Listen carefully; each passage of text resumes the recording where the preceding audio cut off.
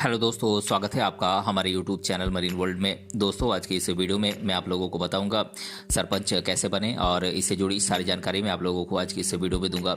दोस्तों, वीडियो में आगे बढ़ने से पहले मैं आपसे रिक्वेस्ट करना चाहूँगा कि अगर आपने अभी तक इस चैनल को सब्सक्राइब नहीं किया है तो इसे ज़रूर सब्सक्राइब कर लीजिएगा और अगर ये वीडियो अच्छा लगे तो इसे शेयर जरूर कीजिएगा। तो चलिए दोस्तों, इस वीडियो को स्टार्ट करते हैं। दोस्तों, गाँव का सरपंच कौन नहीं बनना चाहता है, लेकिन सरपंच बनने के लिए गाँव के प्रति अच्छी सोच और अच्छे विचार होने चाहिए।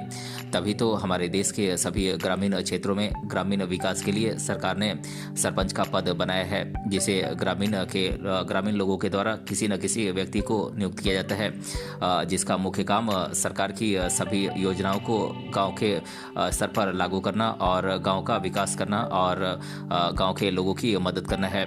दोस्तों, अगर आप भी अपने गांव के लिए कुछ करने के बारे में सोचते हैं और साथ ही गांव के विकास के साथ साथ लोगों की भलाई के बारे में सोचते हैं और अपने गांव के लिए आपने अच्छा काम किया है, तो आप सरपंच के पद पर आप खड़े हो सकते हैं। यदि आप सोच रहे हैं कि सरपंच कैसे बने और इसके बारे में जानकारी तलाश रहे हैं, तो आप बिल्कुल सही जगह पर आए हैं, क्योंकि इस वीडियो में हम आपको बताएंगे कि सरपंच कैसे बने और सरपंच बनने के लिए क्या क्या योग्यताएं होनी चाहिए और साथ ही डॉक्यूमेंट्स किन किन डॉक्यूमेंट्स की ज़रूरत होती है और सरपंच के क्या क्या अधिकार होते हैं और इनकी सैलरी कितनी होती है।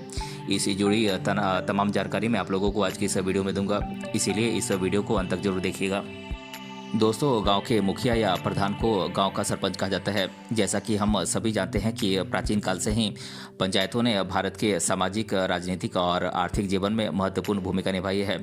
स्थानीय लोकतंत्र में सरपंच का पद बहुत प्रतिष्ठित पद होता है। दोस्तों, सरपंच ग्राम सभा के द्वारा निर्वाचित ग्राम पंचायत का सर्वोच्च प्रतिनिधि होता है, जिसकी जिम्मेदारी ग्राम पंचायतों को विकास के पथ पर ले जाने की होती है।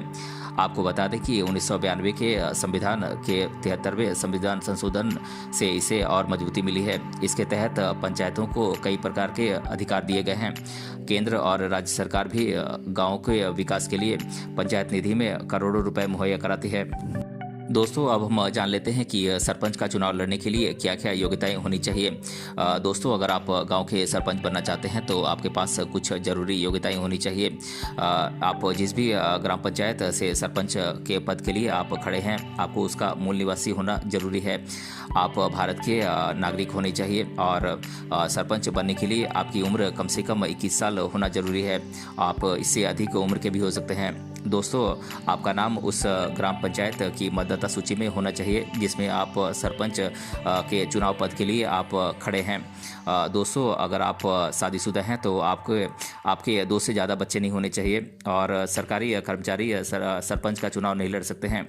आपको अपनी संपत्ति का डिटेल इस चुनाव में खड़े होने के लिए आपको देना पड़ता है।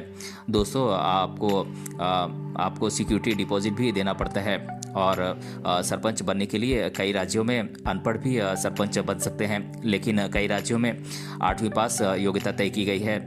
दोस्तों, इन नियमों को पूरा करने वाले कैंडिडेट सरपंच पद के लिए चुनाव लड़ सकते हैं। दोस्तों, अब हम बात कर लेते हैं कि सरपंच बनने के लिए किन किन डॉक्यूमेंट्स की ज़रूरत पड़ती है। दोस्तों, सरपंच बनने के लिए आपके आधार कार्ड, वोटर ID कार्ड, 2 बच्चों का सर्टिफिकेट और कैरेक्टर सर्टिफिकेट, आपके परमानेंट एड्रेस प्रूफ और कास्ट सर्टिफिकेट, पैन कार्ड, आपके टॉयलेट का सर्टिफिकेट। अगर आपके घर में शौचालय नहीं है तो आप चुनाव नहीं लड़ सकते हैं। दोस्तों, इसके अलावा पासपोर्ट साइज फ़ोटोग्राफ की ज़रूरत पड़ती है और इनकम सर्टिफिकेट की ज़रूरत पड़ती है और एक NOC की ज़रूरत पड़ती है। ये आपको अपनी पंचायत में मिल जाएगी। दोस्तों, सरपंच गांव का एक आम आदमी होता है जिसे सरकार ने ग्रामीण विकास के लिए सरपंच का पद बनाया है। दोस्तों, सरकार के द्वारा हर 5 साल में गांव के मुखिया के पद के लिए चुनाव कराए जाते हैं, जिसमें कई लोग अपने फॉर्म भरवाते हैं और एक निश्चित तारीख को वोटिंग होती है। दोस्तों, वोटिंग की प्रोसेस पूरी होने के बाद वोट्स की गिनती की जाती है और सबसे अधिक वोट पाने वाले कैंडिडेट को विजेता घोषित किया जाता है और उस व्यक्ति को गांव का सरपंच बना दिया जाता है जिस गांव से उन्होंने चुनाव लड़ा था। दोस्तों, सरपंच पद के लिए चुनाव हर 5 साल के बाद सरकार के द्वारा आयोजित किया जाता है, क्योंकि सरपंच का कार्यकाल केवल 5 साल का ही होता है। दोस्तों, अगर आपको गांव का सरपंच बनना है तो आपको अपने गांव में कुछ बदलाव करने होंगे, जैसे कि अपने गांव के सामाजिक कार्यों में मदद करना, गांव के लोगों से अपना मेलजोल बढ़ाना, गांव के प्रति कुछ अच्छा काम करना, गांव की समस्याओं का समाधान करना इत्यादि। यदि आपके अपने गांव के प्रति अच्छे विचार और सोच हैं तो गांव के लोग आपके अच्छे काम को देखकर सरपंच पद के लिए आपको वोट जरूर देंगे। इसके बाद आपके अधिक वोटिंग के आधार पर आपको गाँव का सरपंच घोषित किया जाएगा। दोस्तों, सरपंच के चुनाव से पहले सरकार के द्वारा सीटें तय की जाती हैं। जैसे कि महिला सीट है तो इसमें केवल सरपंच महिला SC ST OBC आदि के नाम से चुनाव प्रतिनिधि बन सकते हैं। यदि पुरुष सीट है तो फिर पुरुष के नाम पर सरपंच का चुनाव प्रतिनिधि बन सकते हैं। दोस्तों, सीटों के जारी होने के बाद जिस वर्ग की सीट घोषित की गई है वो चुनाव के लिए खड़े हो सकते हैं। हालांकि ये सीटें हर क्षेत्र में अलग अलग तय की गई होती हैं। तो चलिए दोस्तों, आगे हम आपको सरपंच की चुनाव प्रक्रिया के बारे में विस्तार से बताते हैं।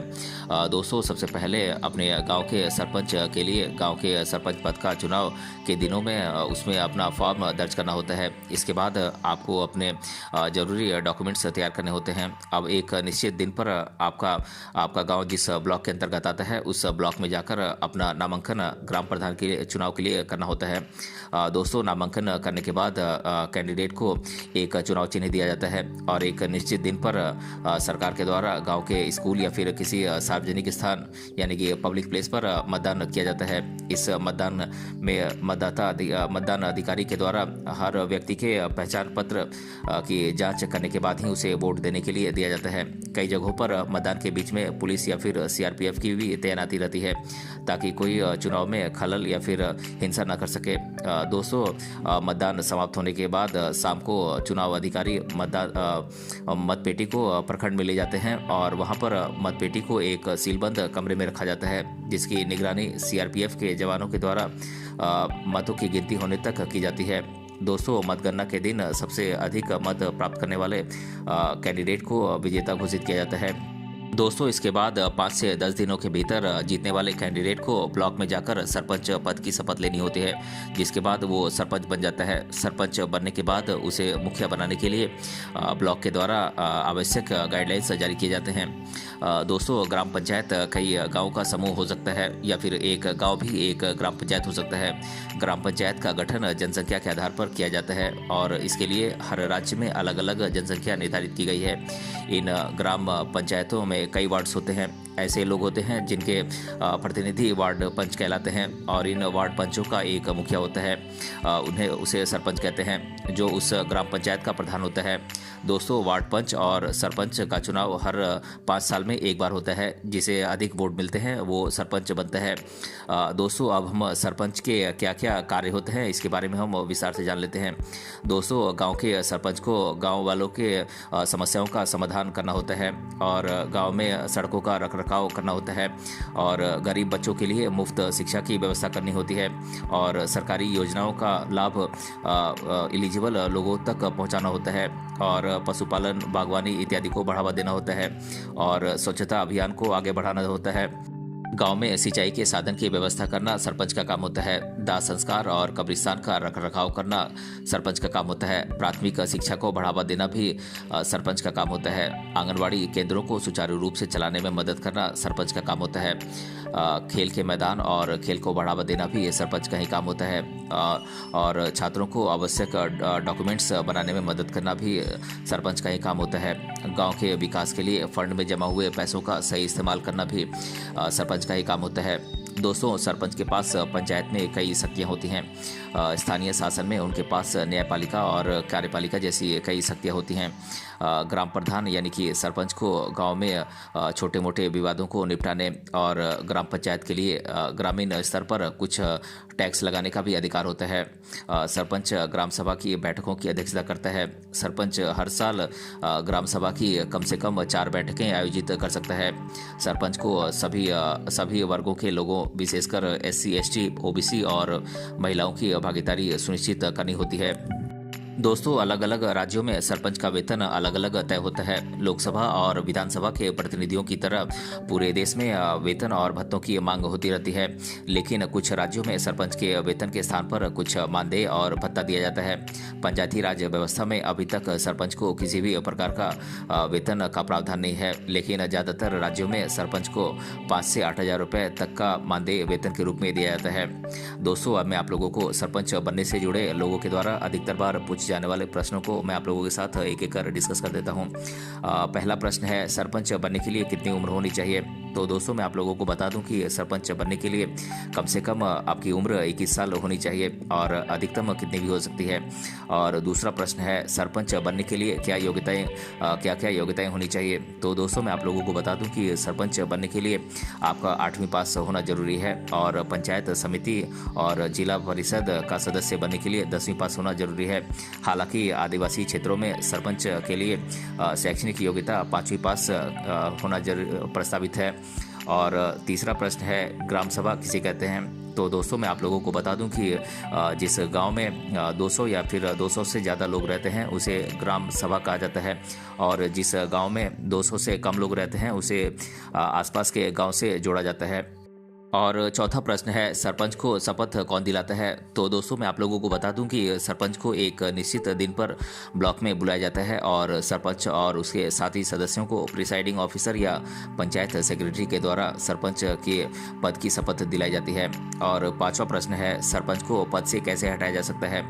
तो दोस्तों, मैं आप लोगों को बता दूं कि अगर आपके गांव का सरपंच सरकार के पैसे का दुरुपयोग कर रहा है या भ्रष्टाचार कर रहा है तो आप इसकी शिकायत अपने ब्लॉक के प्रखंड विकास अधिकारी से कर सकते हैं, जिसके लिए सरपंच के भ्रष्टाचार को लेकर एक लिखित एप्लीकेशन देना होगा। खंड विकास अधिकारी जांच दल का गठन करेगा और वो जांच दल आपके गाँव में जाँच करेगा, और यदि आरोप सही साबित होते हैं तो सरपंच को उसके पद से हटाया जा सकता है।